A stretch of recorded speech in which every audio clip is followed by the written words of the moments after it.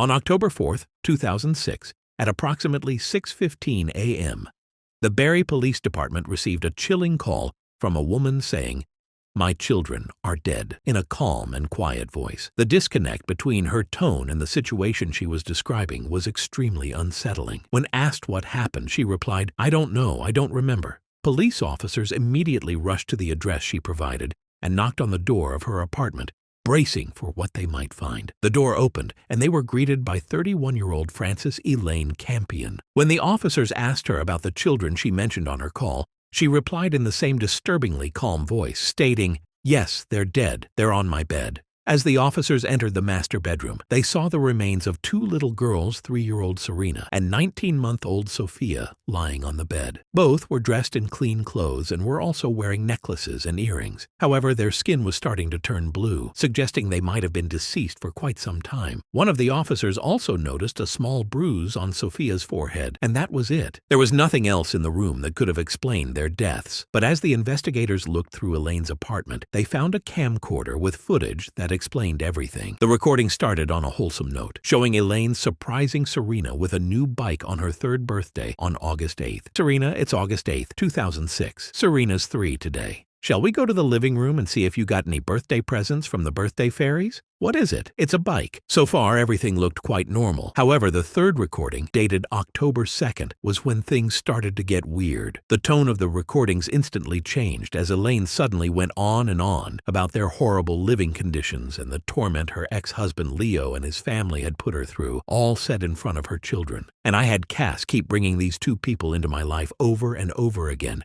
When I kept telling them the amount of mental and emotional abuse it was causing my 3-year-old daughter Serena and I, and Sophia, it was horrible and uncalled for, and I want justice to my family for what they have all done to us. I cried out for help. They should have." Leo was apparently extremely abusive both physically and mentally. He prevented her from contacting her parents and at one point even kicked her in her stomach while she was pregnant. This resulted in Leo getting charged with domestic violence and the two getting divorced. However, at the time of this recording, Leo was starting to turn things around and was engaged in a legal battle with Elaine over the custody of their daughters. This took an immense toll on Elaine's mental health. She was already quite unstable and had been to the psych ward twice in the past couple of years. But according to her mother, the custody battle caused her to lose it completely and develop severe paranoia. She became worried that Leo would one day show up and forcibly take her daughters away. Then, on October 2nd, after ending this recording at 8:39 p.m., Elaine did the unthinkable by taking the lives of her own daughters, then recording a haunting confession that investigators discovered on the same camera. "Recording this because you over there? Are you happy? Everything is gone. God, you wouldn't give peace. You wouldn't tell the truth. I begged even by Stacy not believing me, telling her I had to sign papers when I didn't. I went and victim witness to get the truth. Try begging everyone. The truth. How you beat me 3 years behind closed doors. Beat me when I was pregnant with Sar and Sophia.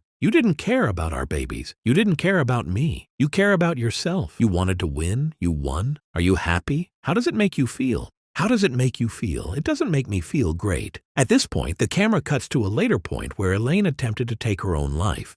Elaine was arrested on the spot and was later charged with murder, with the found footage in her home serving as crucial evidence against her. She was ultimately sentenced to life in prison with the possibility of parole after 25 years. On January 8, 2005, a man named Martin discovered a mysterious package in his mailbox. Confused, he brought it inside and opened it up. Inside the package was a single item, a videotape, with no label or note to explain its contents. Curious to see what was on it, he put it in his camcorder and pressed play. And the footage he found on it was shocking to say the least.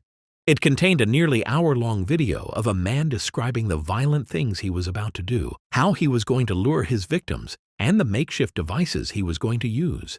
"I'm not trained in torture methods, which is what I'm going to have to make do. I got my drill here. Reason why it's got this padding on it is just to try to silence it a bit, 'cause I'm in an apartment. I got gags, socks, got lots of duct tape. I got a soldering iron heat, rather crude implement I think can work wonders, especially if it's used in the right way."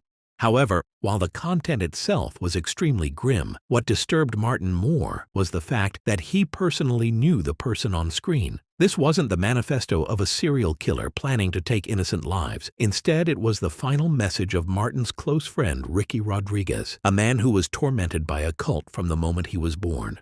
He eventually managed to escape the cult and was now planning to take revenge on the people who did unspeakable things to him for all those years. He recorded this hour-long video and mailed it to his few friends and family so they would find it and have all the answers about what he was about to do and why. Ricky's story began 30 years earlier on January 25, 1975, when he was born as the first child of Karen Elva Zerby. Karen was a member of a cult called the Children of God, which used Christian language to lure in young, impressionable minds, often teenagers, and molded them to its sick and perverse ideals. 2 years after Ricky's birth, he was adopted by the cult's leader, David Berg, who presented himself as the Chosen One. David changed the cult's name to The Family and declared Ricky to be a religious herald, granting him a special position in the organization. However, while he was treated like royalty by the other members on the surface, behind closed doors, Ricky was the victim of vile acts no child should ever have to endure. David not only encouraged these acts, but went as far as to write a whole book about everything he and his followers did to Ricky, called The Story of Davidito. Abuse continued for many years. But as Ricky got older, he became aware of David's lies and manipulation. Then, in 1999, he finally managed to escape the cult with his girlfriend Alexia Manuel by faking a visit to the cult's compound in Mexico and fleeing to the U.S. instead. Reintegration into society after 24 years in an isolated cult was anything but simple, but Ricky somehow managed to pull through and secure a job as an electrician. He also married Alexia and later moved to Tucson, Arizona, due to his work. Unfortunately, no matter how hard he tried to move forward, the nightmare he escaped continued to haunt him. David had passed away in 1994, and the cult was now under the supervision of Karen Zerby, Ricky's mother. And while the cult had managed to escape legal repercussions by mainly operating overseas, Ricky knew that there were still countless children suffering the same fate as him. So in January of 2005, he decided enough was enough and took matters into his own hands. Which brings us back to the video he recorded and then mailed to a handful of close friends and his wife. In it, Ricky mentioned his ultimate goal, which was to bring down the cult all on his own. Beyond that, a part of this was also about getting revenge for everything that was done to him. He had apparently gotten in contact with his previous nanny, Angela Smith, who was among the group that tormented him during his time in the cult. He was going to invite her over for dinner at his apartment in Tucson and make her tell everything she knew about the other members' whereabouts by any means necessary. And that's exactly what he did. On January 8th, after mailing copies of his recording, he invited Angela into his home and proceeded with the plan. It's unclear what information he managed to extract from her before taking her life. He then got into his car and drove to Blythe, California. There, he rented a motel and called his wife to tell her about what he had done and what he was going to do next. However, despite the meticulous planning, Ricky ultimately couldn't follow through with the rest of his plan. On the morning of January 9th, authorities found his car in a parking lot just a few miles from the hotel he was staying at. Ricky was found inside the car as well, where he had taken his own life. And while this was tragic news for his loved ones, it was hardly surprising for his wife. You see, Ricky believed that killing the cultists would bring him peace, something he reiterated in his last video. I can imagine how I would feel, how liberating it would be, but that's not what happened. During his call with his wife, he confessed that despite his anger and resentment, killing Angela was the hardest thing he had ever done. Taking revenge didn't bring the comfort he was looking for. He couldn't bring himself to take any more lives and decided to end it all that night, leaving his friends and family with this hour-long video to remember him by. As for the family cult, it remains active to this day under the leadership of his mother. On the 25th of February 2022, the Porea Fuel Company hired maintenance workers to reopen one of the underwater pipes connecting their oil unloading dock and refinery. The operation team included 5 men: Christopher, Kazim, Youssef, Rishi, and Faisal. They were going to use a pressurized habitat to inspect the pipe and make any necessary repairs. However, shortly after entering this habitat, all 5 men disappeared from the worksite, leaving those on the surface to wonder what could have happened. It wasn't until rescuers found footage from a GoPro mounted to one of the divers' suits that the full truth came to light. The footage showed the men struggling to open the valve, keeping the pipe shut, prompting Kazim to go get a wrench. He returned to the habitat and handed the wrench over to his co-workers. But then, a few seconds later, this happened. Footage begins. Rapid suction. Sound and chaos. The moment the valve was opened, its low pressure created a powerful vacuum. Water rushed into the habitat while the pressurized air violently forced everyone into the pipe. All 5 of the men were forced into the 30-inch wide pipe faster than they could blink. Muffled yells and tumbling sounds. After tumbling through the metal pipe at violent speeds for a minute and a half, they came to a stop at a section containing a small air pocket, just enough to keep them alive, allowing them a brief moment to find their bearings and assess the gravity of their situation. All of them were barely breathing, and one of them had also injured his leg. And while the air pocket was keeping them alive for the moment, it wasn't going to last very long. So with no other option, the 2 men at the front, Christopher and Fizzle, started moving forward in hopes of reaching the pipe's end and getting help for the other 3. But after making their way through several flooded sections, Fizzle lost hope and refused to go any further. This left Christopher to continue alone and ultimately reach the end of the pipe, where he was eventually pulled out by rescuers. Unfortunately, the same didn't happen for his 4 co-workers. Days passed, and the rescue efforts were slim to none, eventually leaving the other 4 to die in that cramped metal tube. The company's CEO later defended this decision, stating that a rescue mission would have only endangered more lives. The incident sparked widespread outrage and even forced the regional government to launch an inquiry into how such a disaster was allowed to happen in the first place. But as is the case with countless similar incidents, nothing much came of it despite the numerous hearings. The other 4 divers were left for dead. That said, the Trinidad government did announce a compensation of $1 million for each of their families as well as Christopher in April 2025. On April 28th, 2022-year-old Russian diving instructor Yuri Lipsky decided to reach the depths of the Blue Hole in Dahab, Egypt. This was a risky plan from the get-go, since the Blue Hole is widely regarded as the deadliest diving site in the world, with as many as 200 fatalities in recent years.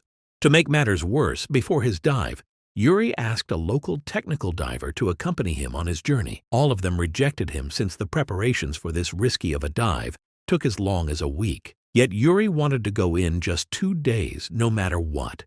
Even after every instructor refused to support his plan, instead of backing out, Yuri made the worst mistake of his life and chose to go through with it alone. He started the dive around noon and quickly disappeared into the depths of the ocean. However, many hours passed, and there was no sign of Yuri anywhere. His concerned mother enlisted the help of a local technical diver named Tarek Omar, who immediately set out to rescue her son. Unfortunately, by the time he found Yuri, it was already too late. Tarek discovered Yuri's lifeless body floating near the floor of the Blue Hole. The next day, he returned with the necessary equipment to bring Yuri's body back to the surface and got to work. But as he was about to take Yuri back, he noticed that Yuri's diving camera was lying nearby, so he grabbed that as well and began ascending. This camera had captured the final moments of Yuri in haunting detail. The dive started like any other, with Yuri swimming alongside many other divers. However, it wasn't long before everyone else faded from view, as he started to descend deeper into the Blue Hole. And that's when all the worst possible things started happening in rapid succession. It started with him failing to keep his gas levels under check, resulting in him getting nitrogen poisoning and becoming extremely disoriented. By the time he realized his situation, he was already sinking like a rock. He started panicking and began inflating his buoyancy control device quickly to avoid sinking any further. Tragically, this backfired. The buoyancy control device bursted due to the rapidly increasing pressure, leaving Yuri no way of safely returning to the surface. Distorted sounds, gasping, pressure creaking. The increasing depth exacerbates the symptoms of nitrogen poisoning as well, and it wasn't long before his camera captured the horrific sounds of him struggling to breathe, ending with him sinking to the 377 feet or 115 meters deep sea floor and passing away. The only silver lining in this whole situation is that there's a good chance the found footage helped at least one diver avoid a similar fate by learning from the mistakes that cost Yuri his life. Years ago, the Bureau of Land Management published a public service announcement dubbed "Stay Out and Stay Alive," educating viewers about the countless dangers of exploring abandoned mines, including the very real risk of cave-ins, volatile explosives, wild animals, and entire sections without oxygen. However, the most chilling part of the video was the story and the accompanying found footage of an accident that had occurred years earlier. On July 4, 1998, a group of young men found an abandoned mine in Nevada and decided to explore it for fun. Though surprisingly, the boys seemed acutely aware of the mistake they were making right from the start. As you see, Bree is pointing out, "Stay out, stay alive." It's a good point, but we're not too smart, so we're going to go anyway. This is an unsafe mine, danger, yet the allure of exploring a place untouched for decades was too tempting for them to ignore. However, the deeper they went into the mine, the more dangerous it became, with the boys walking over sketchy wooden bridges to continue their journey. They even found signs of the mine caving in, but chose to ignore those signs just to venture deeper. If you look at all this, there's lots of rocks and stuff that have fallen from the ceiling, which indicates that probably a good idea to be walking this way. And, well, they've already fallen, so they're not going to fall again. Well, there's more to fall still. An important thing to keep in mind is that these weren't professionals with prior experience of safely exploring abandoned mines. This was just a group of boys looking to do something cool and film the adventure. They could have easily plunged to their deaths down a 1,000-foot mine shaft or gotten lost in the miles-long maze of tunnels, which started looking more and more likely as time went on. Goes down? How long? Oh, that's not a little. Well, it'd be kind of hard if you slipped and probably catch stuff before you actually fell down. Toxic gases and radioactive elements could have also caused serious health issues down the line, if not immediately. Fortunately, they somehow managed to avoid all of these dangers and make their way fairly deep into the mine. But then they came across something that could have ended all of their lives in one fell swoop. Got them pipes. We have to climb that? Yeah, everybody get the lucky one. This is going to America's Funniest When Somebody Falls. That's a good idea. Alrighty. Oh, that's the table, don't touch that. While crossing a sketchy section of the mine, one of the boys noticed a rope dangling down from one of the wooden beams and immediately became curious about whatever was down there. This down to the main shaft? Wow, so we're climbing down this rope? How are we getting out of it? Climbing up it, I see. They had little rope climbing experience between them. However, they didn't let that stop them from accomplishing their desires. A guy named Adam decided to be the first one to descend, resulting in this. How far down did it go? All the way down to that ladder. Anywhere down, like a good 30 feet? Am I going to hook this up?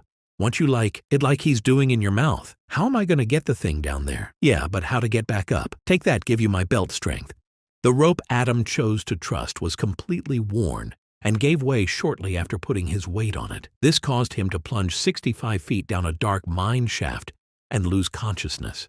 Luckily, none of the damage he took on his way down was immediately lethal. He was still breathing. His friends were able to find an exit and contact the authorities, who eventually rescued Adam after an hours-long rescue mission. Ultimately, them escaping the mine without any casualties was nothing short of a miracle. The mine shaft could have easily been over 100 feet deep, or Adam could have just as easily hit his head on the surrounding wall. Both of these scenarios would have resulted in his death. What's even worse is that the whole group could have gotten stranded in the shaft if the rope broke when the last person was going down. With no way to contact the outside world, the group would have likely died of starvation. Fortunately, they were able to walk away from this terrifying experience with just a few broken bones, along with cuts and scratches.